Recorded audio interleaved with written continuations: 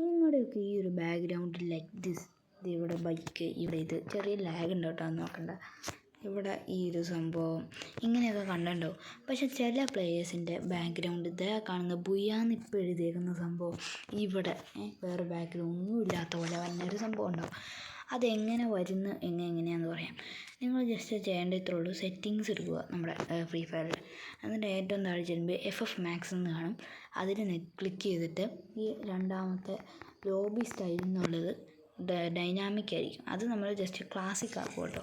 Classic ആക്കിയതിന് ശേഷം അവർ പറഞ്ഞതുപോലെ തന്നെ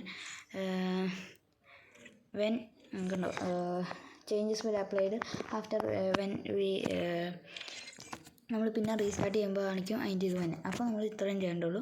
നിങ്ങളിപ്പോൾ ഞാൻ ജസ്റ്റ് ഒന്ന് ലോഗൗട്ട് കയറി കാണിച്ചു തരാം. ഇപ്പോൾ ഇത് ഞാൻ ഗെയിം ഫുള്ള് ബാക്ക് അടിച്ചിട്ട് ഒന്നുകൂടി കയറിയുമ്പോൾ ഇതിൻ്റെ ബാക്ക്ഗ്രൗണ്ട് എങ്ങനെയാണെന്ന് കാണിച്ചു തരാം. ഓക്കെ ഗൈസ്, അപ്പോൾ നമ്മൾ തിരിച്ച് കളി കയറിക്കൊണ്ടിരിക്കുകയാണ്.